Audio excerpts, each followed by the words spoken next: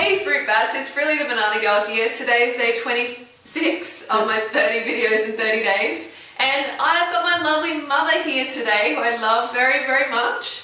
She's come to visit me. And we've been hanging out, having a great time. We walked up Mount Lofty, didn't we? Yes, with you behind me with a whip.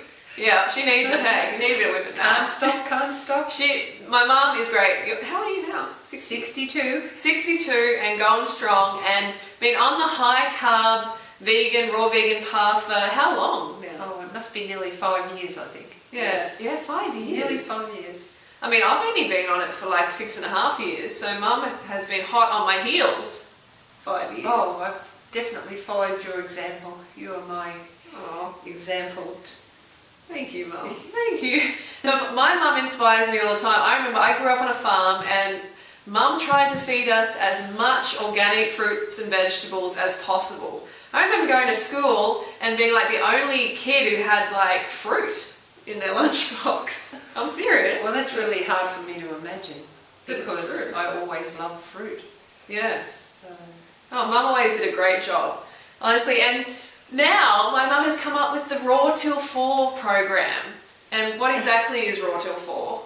It's pretty simple. But well, basically I just eat as much fruit as I want for breakfast and lunch, and then hit the carbs. Yes, and after 4 o'clock I probably like to have a cooked meal.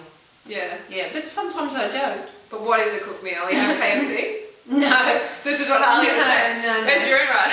No, definitely no KFC at my house. So Raw Till 4 means like Mum said, like fruit for breakfast, fruit for lunch, and then after 4 o'clock having a high carb vegan meal. Like high carb, low fat vegan meal, no animal products.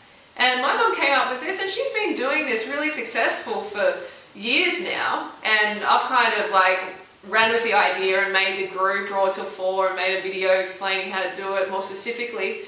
And what have you overcome?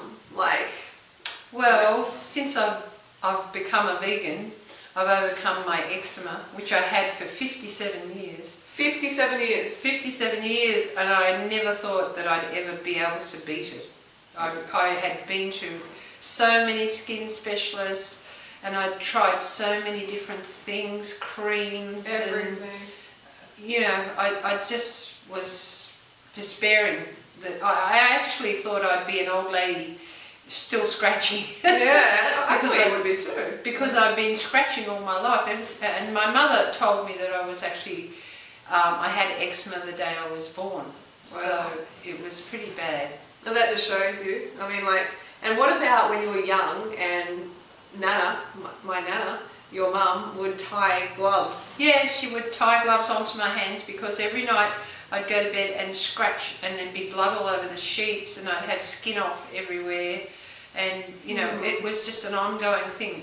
It happened all the time. So she got a bit desperate, tried a few things. She never ever thought about diet though. Yeah, no one does. I mean, all the specialists you went to, how many of them actually commented on diet at all? I only had one actually who actually gave me the elimination diet to try to see if it was something in my diet, and that was one out of about 6 or 7. So. And they're serious specialists.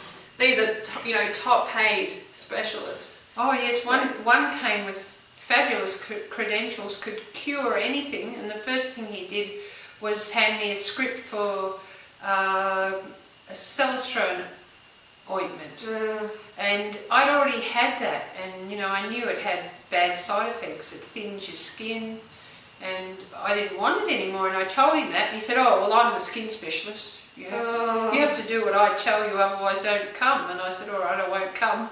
Oh no. Yeah, they're getting kind of high and mighty because they're wearing the white coat and they have the education. Yeah. But they have no idea what you were going through and all the experience that you already had. Well, I'd had prick tests and saliva tests and hair follicle tests, and I've got to tell you, growing up with Mum, that was the major thing all the time was Mum's skin. She was always scratching, always in discomfort. And when she went vegan, when she got the meat and the dairy out of her diet, I could not believe the change. Amazing. Like her skin. Neither could I. Yeah. Your skin went like turned so youthful.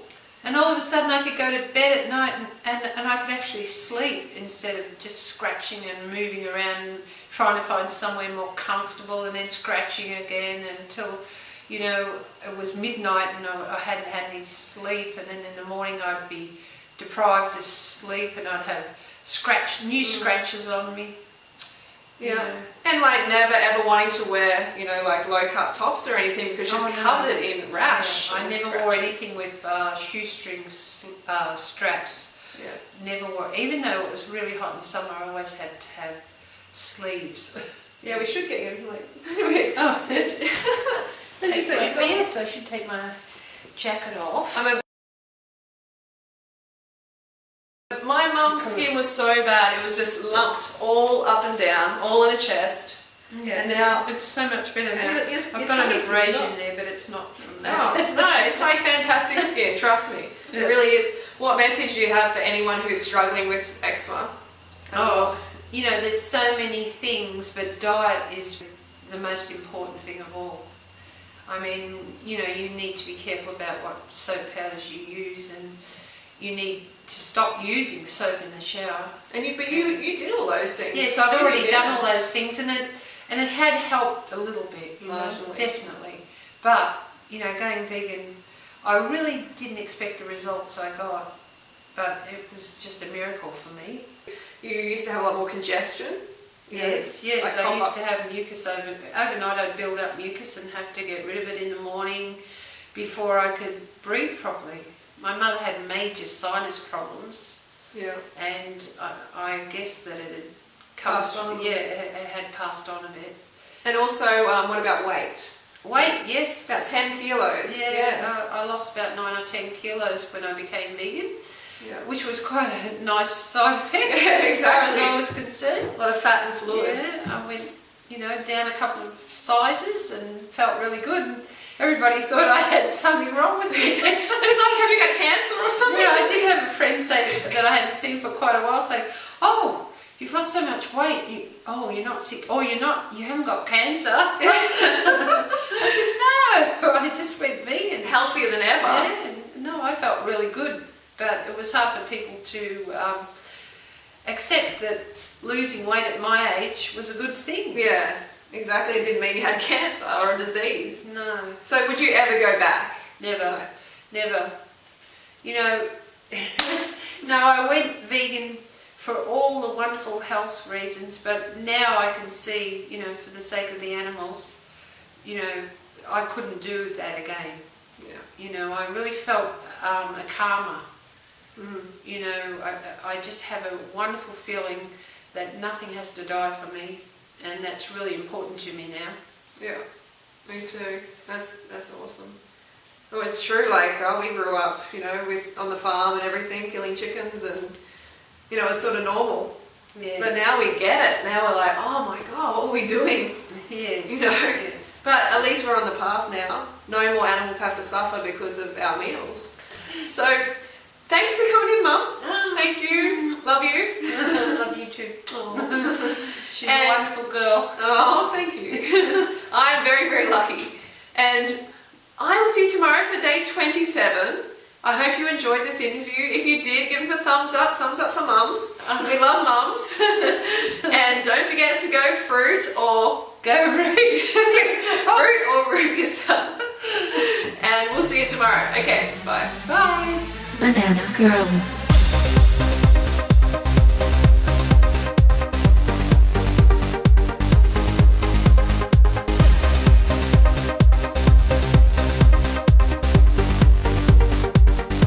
Go fruit yourself.